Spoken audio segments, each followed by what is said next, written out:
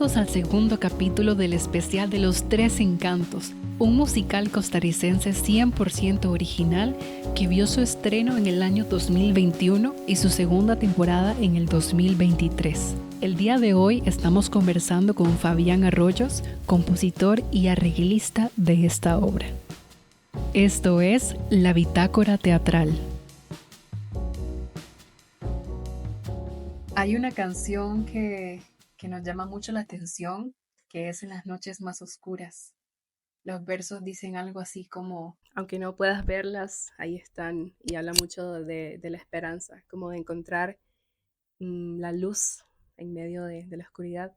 Y estábamos reflexionando ahora que justo así pasa con la música, ¿no? La música a veces nos viene a encontrar en momentos oscuros de nuestra vida y es un medio que nos ayuda a salir de eso. Hablábamos justo de eso, que esta luz, ¿verdad? Que tal vez nos saca de algún momento oscuro de la vida, muchas veces es una melodía, es una canción que escuchamos, pero también no solo de esa forma, sino un medio para expresar eso que sentimos.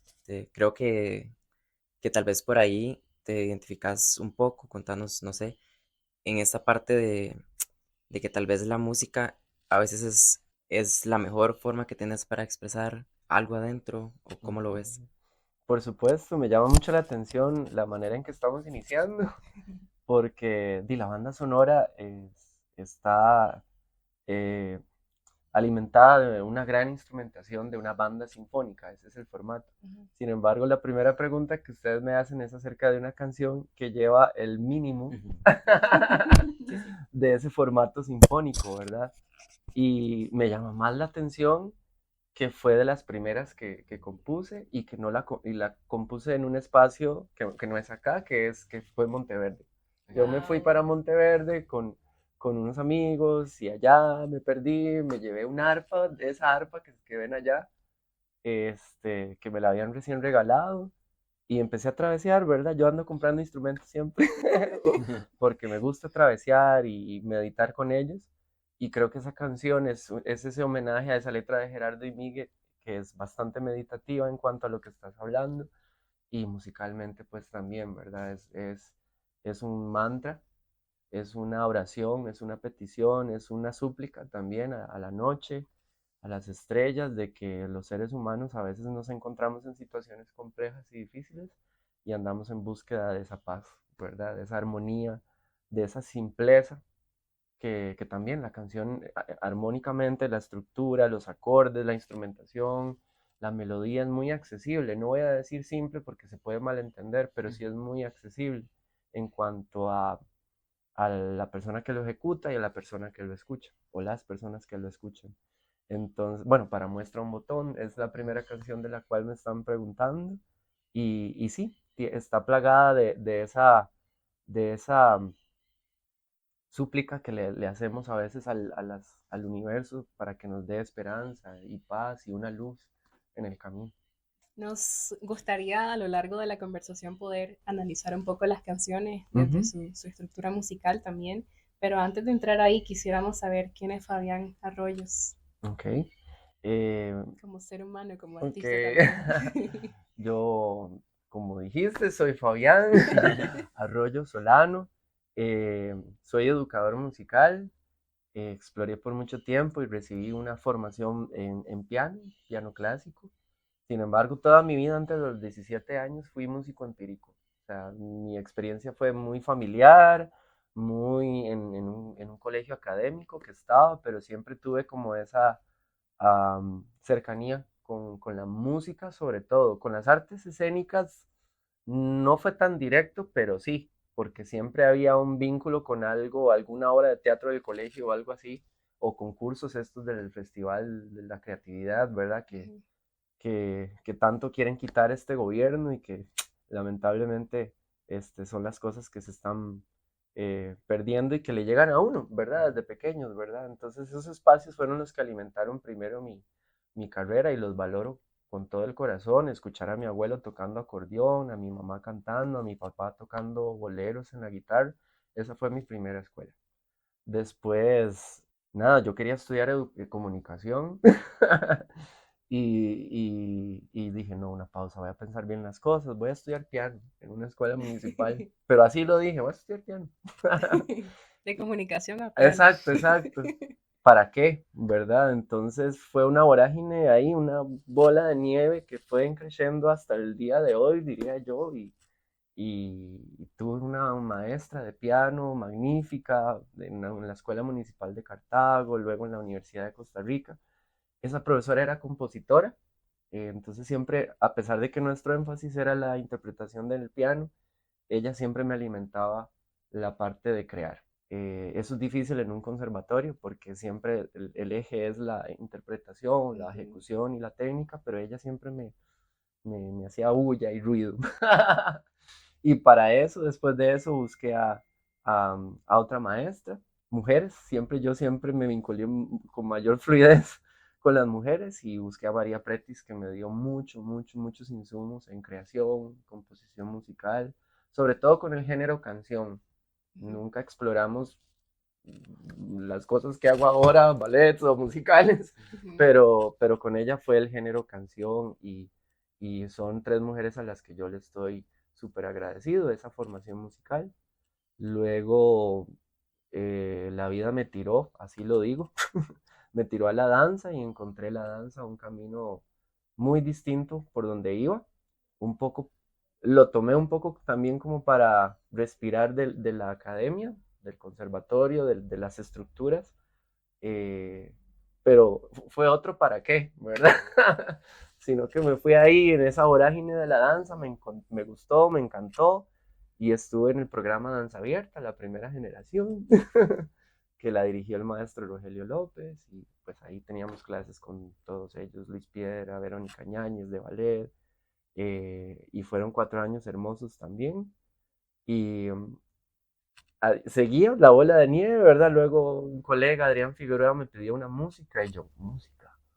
¿Para qué? Para una música. Bueno. Y así empezó. Te pidió componer. Me pidió componer para una obra que se llamó El Suicida Perfecto, muy intensa.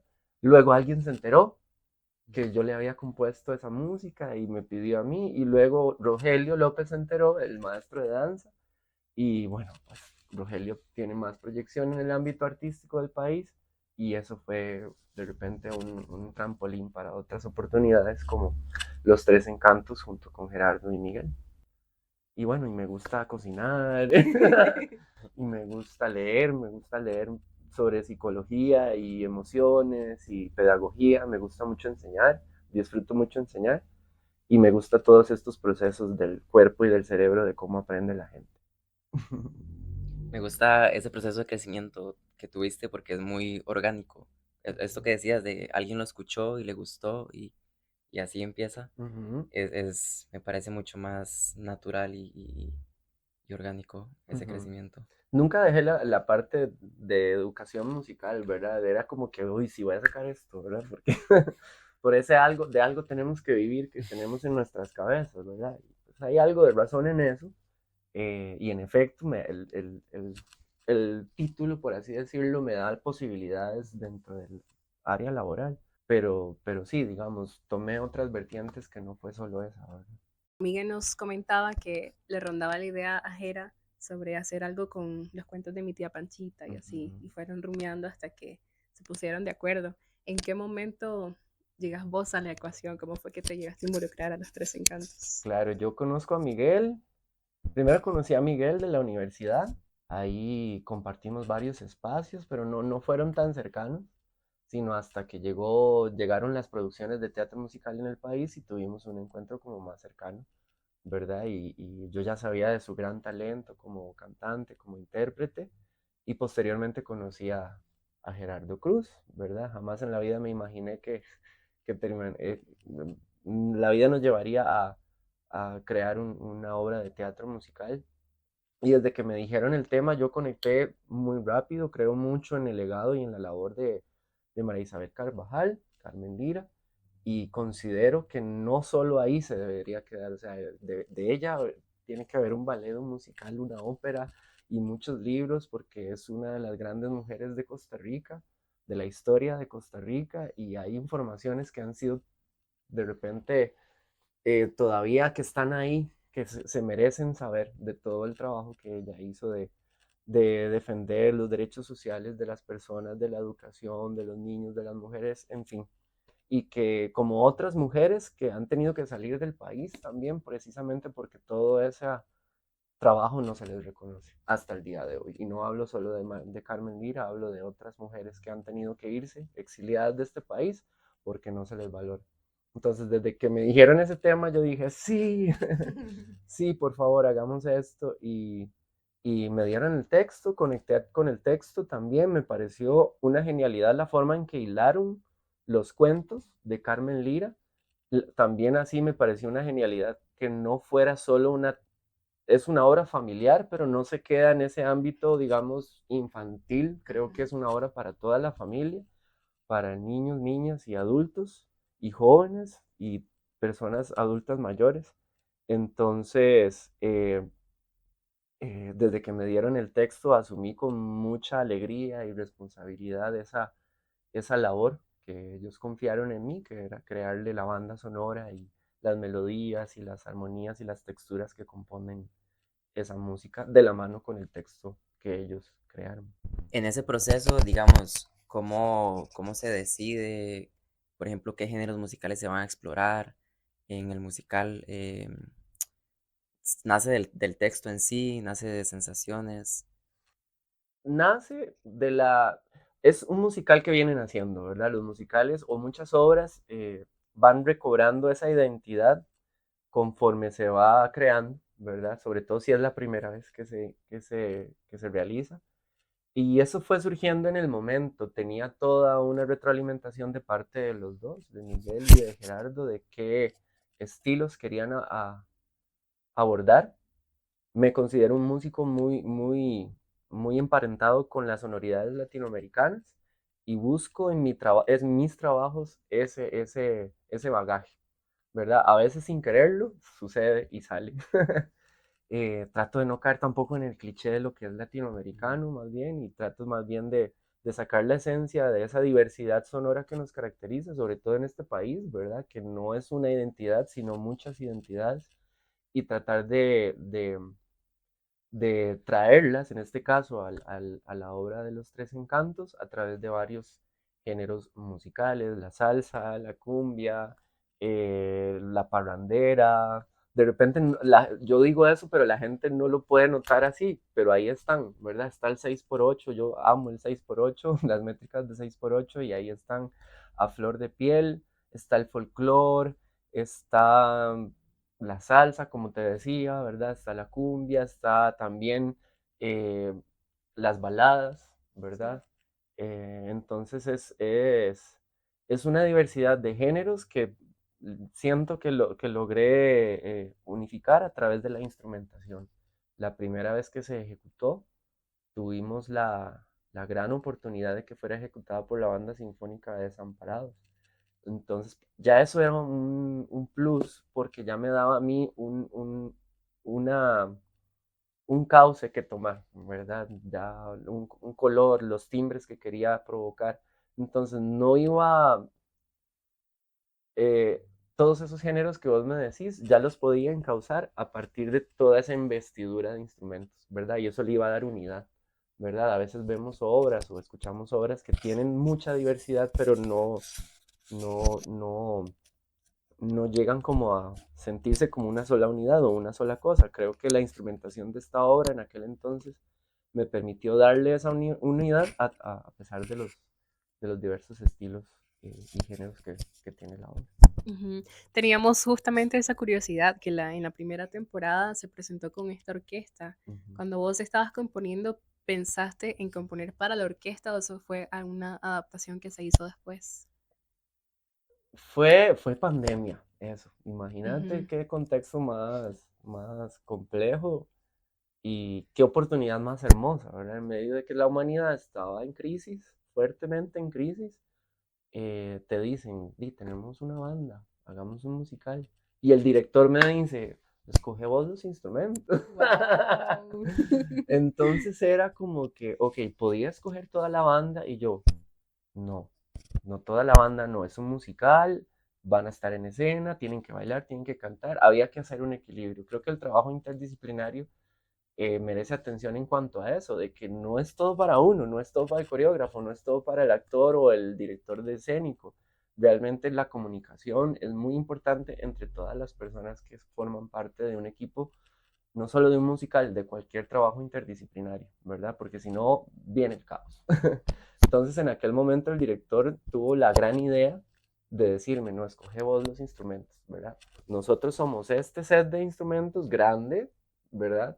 Pero yo preferí como reducirlo a algo que pudiera complementarse mejor con los otros elementos, ¿verdad? Escenografía, vestuario, los, los, el elenco de aquel entonces, ¿verdad?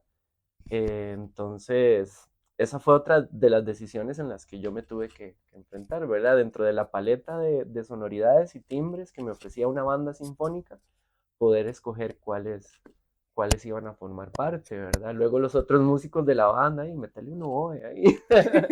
Y yo un oboe en salsa, bueno, está bien, metamos el oboe. Entonces siempre era bonito porque era una propuesta mía, pero también una retroalimentación, ¿verdad? Ujú. Y no solo de los directores, como te digo, fue el oboísta que me dijo a mí, ay, metamos el oboe. Por Y favor, por sí, favor. sí, sí, sí. Y no, ya estaba el oboe, pero el oboe en Ajá. ciertas piezas no, ¿verdad? Claro, sí estuvimos escuchando Las historias no se cuentan solas Ujú, ujú. en esa versión en vivo y habían flautas, oboes y otros instrumentos que Claro, normalmente no se clarinete, encuentran en la clarinete, salsa. pianista no había, eso sí Ujú, había que llamar por otro lado. El piano no es como un instrumento de banda o orquesta, sino que es un invitado de un ensamble, ¿verdad? ujú. Pero hasta eso tuvimos la participación de una pianista, Marina Litinova, que siempre está atenta a este tipo de propuestas interdisciplinarias, apuntada diría yo, porque no es fácil, ¿verdad? No es fácil poder eh, comulgar todas estas energías.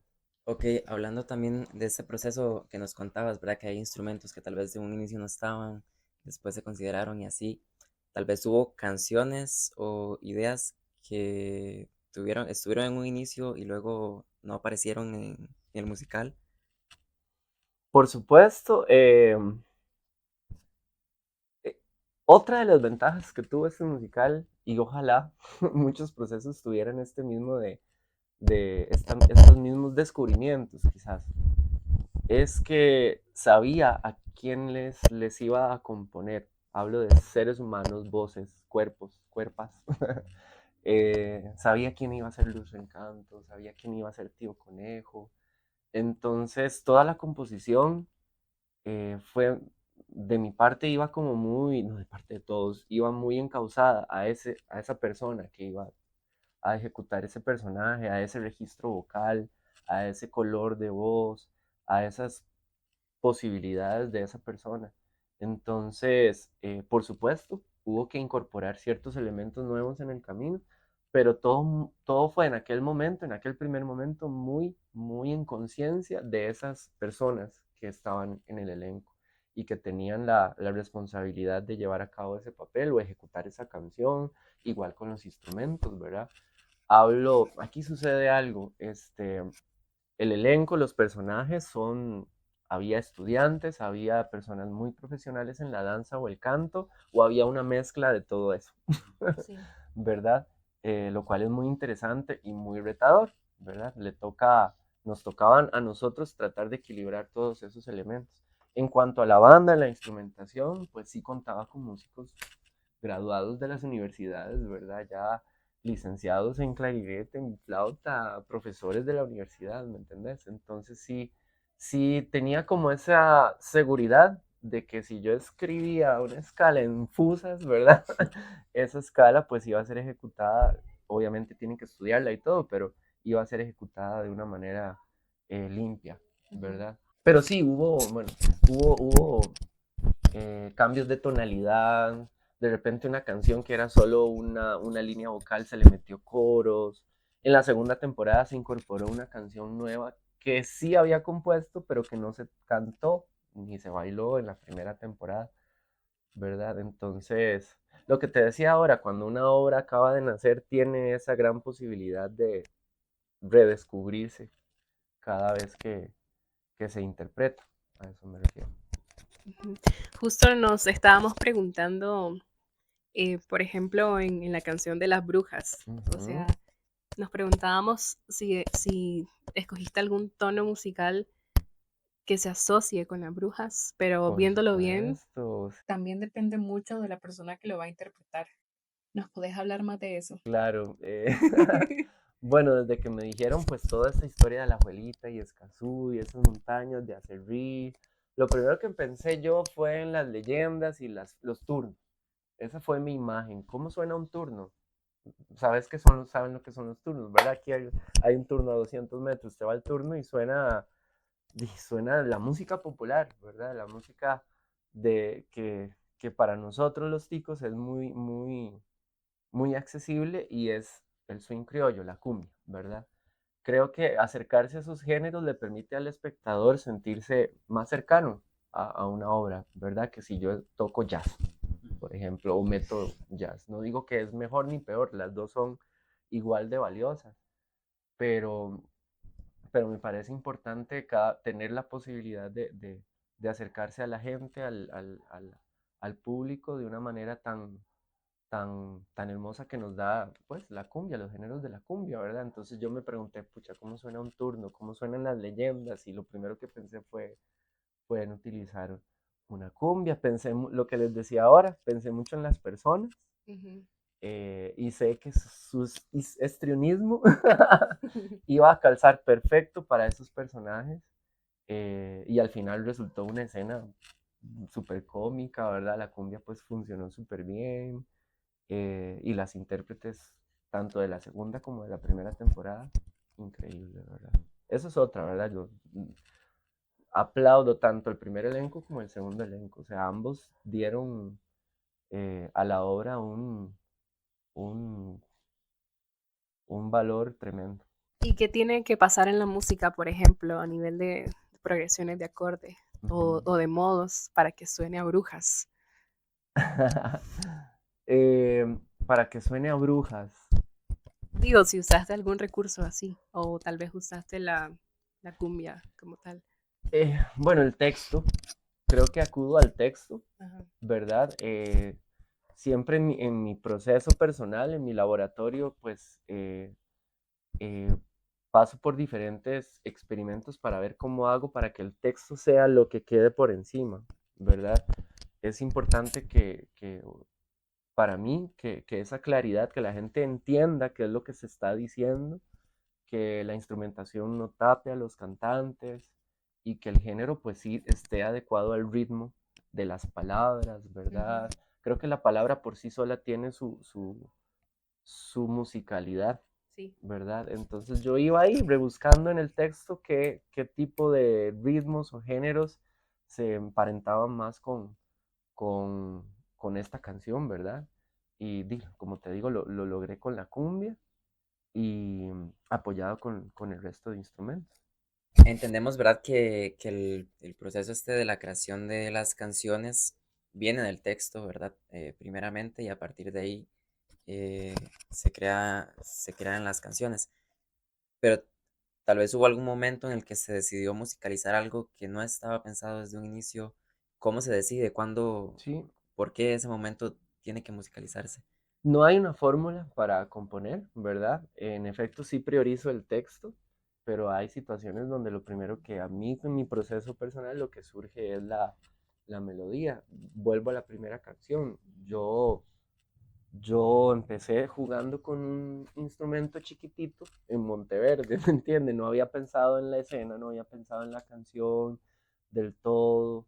Fue como cuando fueron apareciendo los demás elementos que yo dije, mira, tal melodía creo que puede caber bien en tal canción, con tal personaje, con tal persona, ¿verdad?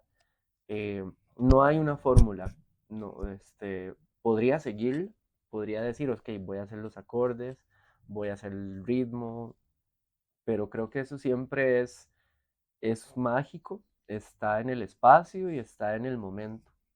Eh, y respeto esa magia mucho, ¿verdad? Porque si me caso con un método o una fórmula de composición puede ser un proceso como frustrante, ¿verdad? Eh, Incluso hay veces que el espacio o el momento me dice que sea muy estructurado, hay veces que me dice que no, que improvise.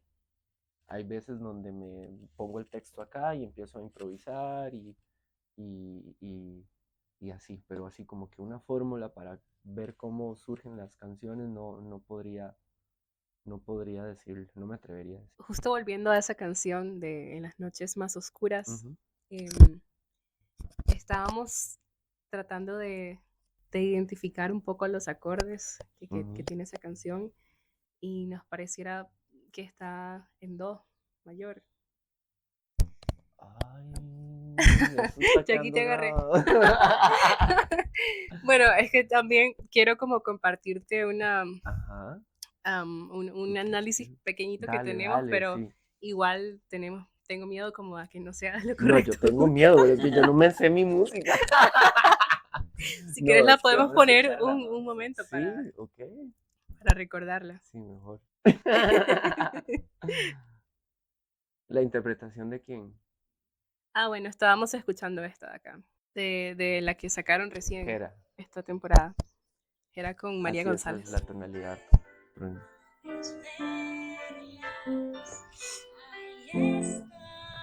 Sigue estando mal.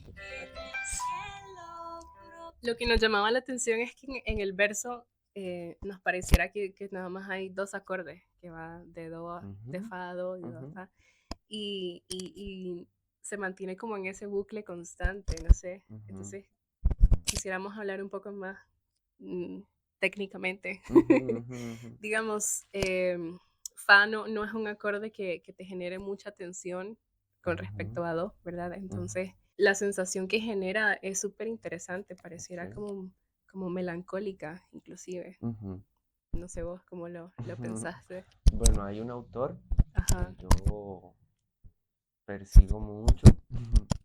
Es un argentino, él es mi maestro indirecto.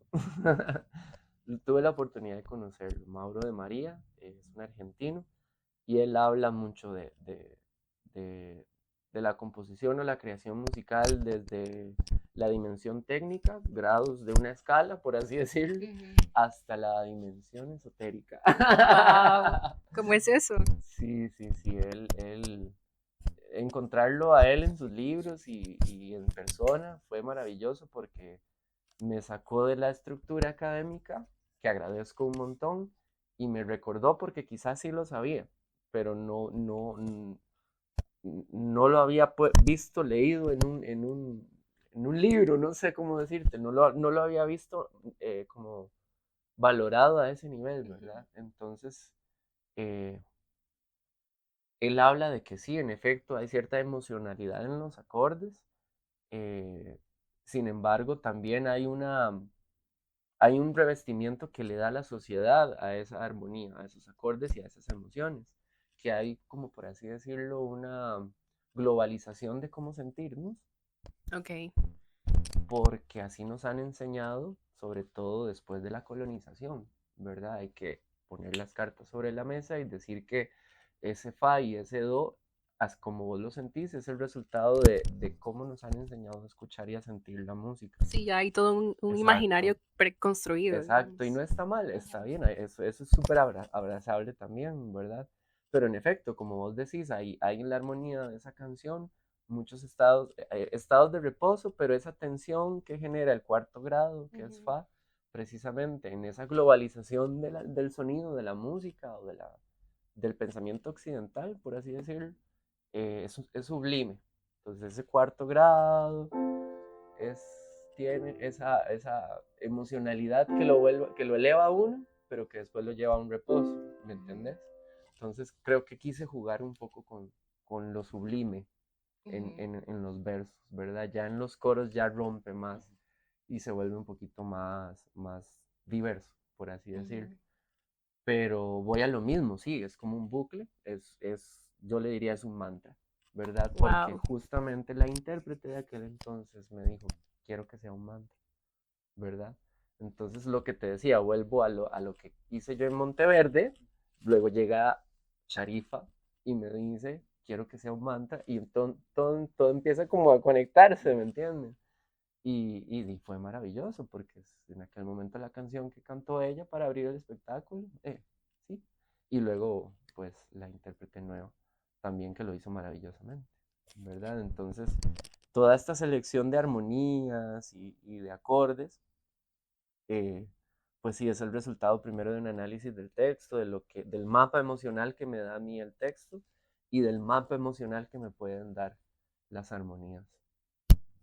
Esto que decías de que sea un mantra tiene mucho sentido, Ujú. digamos, con lo que estabas planteando, porque, porque va como en círculos y el mantra es justo así como algo que hay que repetirse Exacto, muchas es veces. muy cíclico, es una oración, ¿verdad? Ujú. Y va muy de acuerdo con la letra también, Ujú, ¿verdad? Que es preciosa en ese ujú, sentido. ujú, Sí, hablando igual de las canciones, pero un poco más en las sensaciones. Por ejemplo, en la de Las Flores del Encanto, veíamos que al inicio, ¿verdad? Era como, sonaba como un juego, como algo divertido, ¿verdad? Nos recordaba incluso a los videojuegos, ¿verdad? Estos sonidos que tenían ujú, cuando en estas consolas portátiles viejas, ujú, ¿verdad? Y pero después la melodía se empieza a sonar como oscura, entonces hay un contraste ahí tan ujú, grande y que creo yo refleja muy bien el personaje este de las flores, ujú, que justamente siento yo va por ahí. ujú. Esa canción es una droga.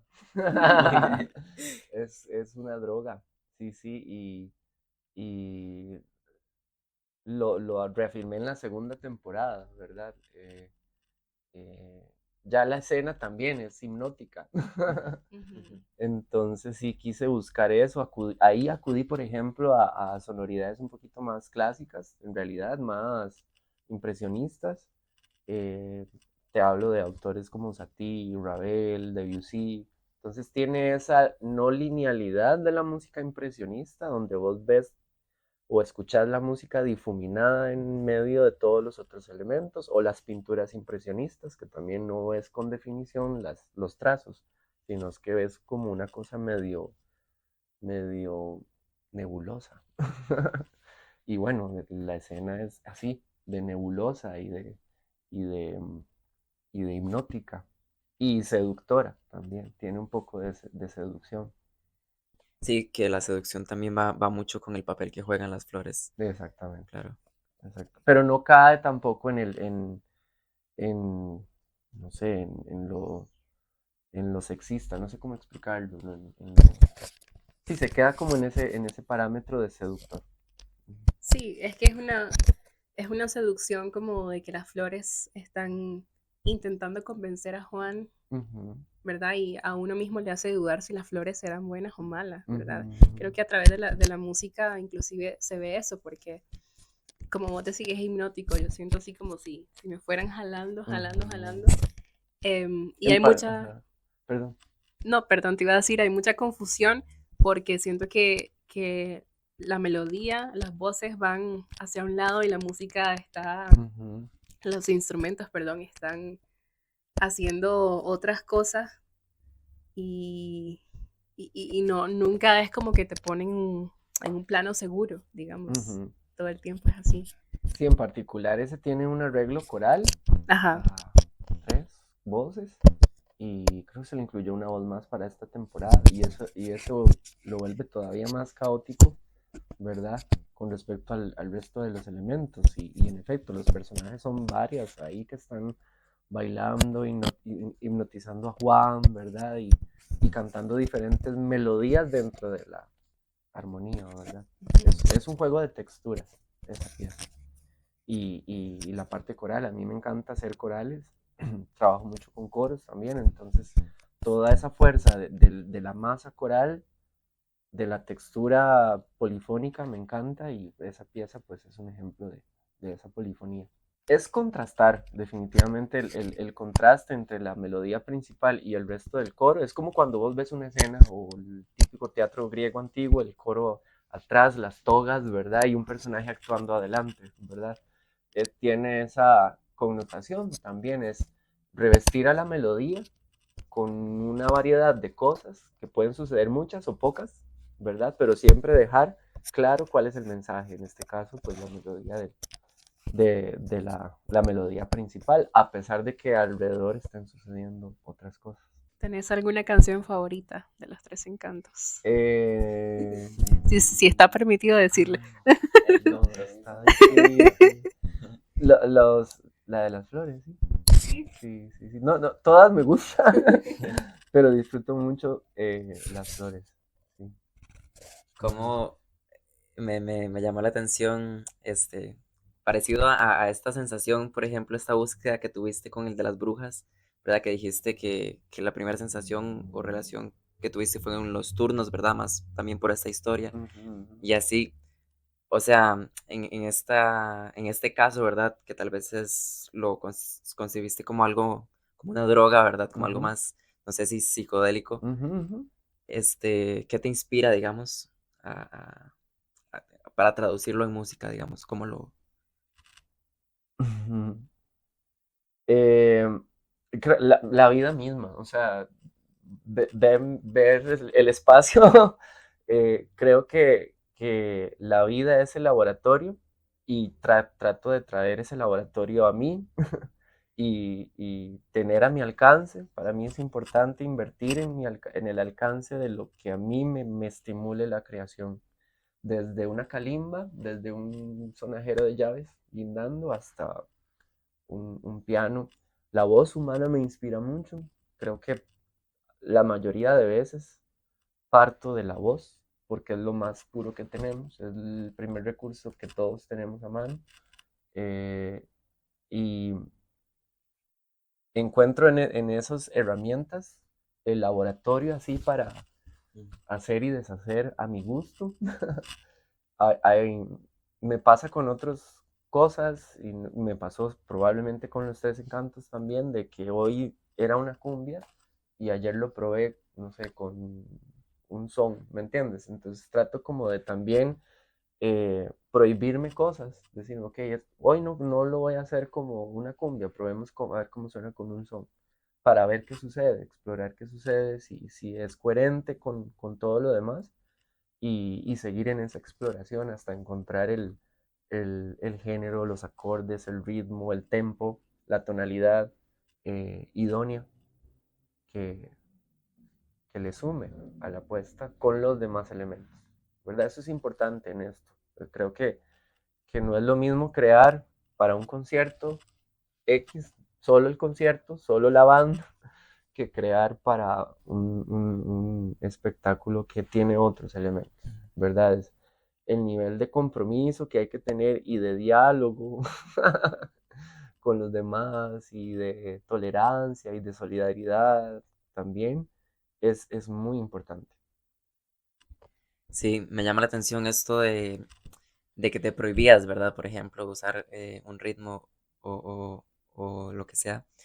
Porque creo que en general las limitaciones, muchas veces, si uno se las plantea en un proceso creativo, contrario a lo que uno pensaría que sucedería, creo que más bien explota la creatividad. Por supuesto, quizás si lo analizamos con esa palabra suena negativo, pero para nada, vea lo que te decía del arpa, no tenía nada de esto allá, Ujú. estaba allá en la montaña y me llevé ese instrumento. Y esa limitante fue la primera canción del musical, entonces es hermoso que el recurso mínimo sea el detonante de todo lo demás, ¿verdad? Sí, justo cuando uno tiene muchas opciones en la mesa, entras como en este bloqueo porque no sabes ni por dónde empezar, porque Ujú, podría ser cualquier cosa y uno piensa, pero es que de cualquier manera estaría bien, pero ujú, tal vez hay ujú. que encauzar un poco el camino. Claro. Ujú, Igual hay contraste, en el resto del musical hay piezas cargadísimas, ¿verdad? ujú, La salsa, por ejemplo, para mí fue un reto, porque yo nunca había compuesto salsa. ujú, Y fue y mucha investigación también, cómo se escribe una partitura para salsa, qué necesitan los percusionistas, que en realidad sale mucho del feeling de la salsa. Yo como, "Mira, ujú. ¿cómo escribo esto, verdad?" Entonces fue mucha investigación, mucha búsqueda, mucha prueba y error, muchas preguntas. Eh, Siempre que tengo la oportunidad de crear, yo pregunto, yo, mira al violinista, tal nota, podemos se puede de esta forma, el percusionista, puedes hacer esto o no, o queda muy incómodo para el cuerpo, ¿verdad? O a los bailarines también, Claro. ¿qué tal? Hay una pieza ahí que nunca le pegaron en 8 en los ensayos, y yo, igual, volvemos al tema del diálogo, ¿verdad? No es que hay una frase más o le quitamos una frase, que es lo que necesita el elenco para poder ajustar todo, ¿verdad? Eh, y volviendo a la salsa, ¿verdad? La salsa es un género polirrítmico, ¿verdad? Toda la demás banda sonora digamos, como más uniforme, pero componer una salsa es salirse también, ¿verdad? Y crear esa polirritmia para esa puesta en escena, para los tres encantos, fue divertido, en realidad fue muy divertido, porque la escena es divertida también, los dos personajes, Juan y Tío Conejo, Ujú, la ujú. hicieron suya también, y el aprendizaje para mí de cómo crear un género tan lindo como este, como la salsa, Sí, ¿verdad? y la salsa que cuando pasa al momento de los pregones usualmente lleva mucha improvisación también de parte de También, los instrumentos. exactamente, sí. Ese tipo de preguntas, o sea, Ujú. era la que yo hacía, ok, ¿le escribo algo al flautista o el flautista improvisa? Entonces son esas preguntas que me hacía, ¿verdad? ¿Qué métrica? ¿Cómo lo escribía? Hay unos breaks que tiene que hacer la percusión en ciertos momentos, entonces yo se los escribo, se los compongo yo, o confío, eso fue un ejercicio muy importante. Yo preferí confiar, o sea, además musicazos, por Dios, Ujú. ¿verdad? Entonces yo les dije, esta es la estructura, esta es la tonalidad, estos son los acordes, y ponía la palabrita break. Entonces le daba la libertad al Ujú. percusionista de hacer esos breaks a su gusto, y además eso le sumó un montón, ¿verdad? Claro. Obviamente en la partitura sí está escrito, en la banda sonora, en las maquetas de audio están, en las formas en las que yo me las visualicé, pero en aquel momento que fue ejecutado en vivo, libertad, el principio de libertad estuvo presente. Sí, eso de fijo fue también muy enriquecedor para la banda, Ujú, porque tal vez la banda usualmente llegan con las partituras así ujú, a lo que esté escrito y le diste la libertad. exactamente. Y ellos agradecen cuando tienen esa libertad, ¿verdad? Sí. Y vos entonces, digamos, ¿cómo fue el producto que le entregaste a los músicos? ¿Hiciste una maqueta con instrumentos virtuales, por ejemplo? ¿O Eso era cómo para fue? los bailarines, para que Mm, ensayaran, pero yo hice las partituras. claro. Me aventuré, me Ujú. aventuré a hacerlo yo, este, como te dije, haciendo muchas preguntas cada vez que tenía dudas y cosas así, pero las partituras, sí, las transcribí yo en aquel entonces. Fue mucho trabajo. De fijo, o sea, ahí estábamos hablando de eso, ¿verdad? Como de si la música fue inicialmente escrita tal cual o si ya fue escrita para la banda. Y ahora conversando con vos, es como acabo de caer en cuenta la dimensión de trabajo de escribir Sí, la partitura para cada uno de los instrumentos. O sea, hiciste exactamente. un trabajo enorme. Y desde que a mí me dijeron que iba a ser con música en vivo, yo como que tracé el camino. Ajá. Porque otras veces cuando no existe esa posibilidad, pues fluyo más y hay ciertos pasos que hago más rápido.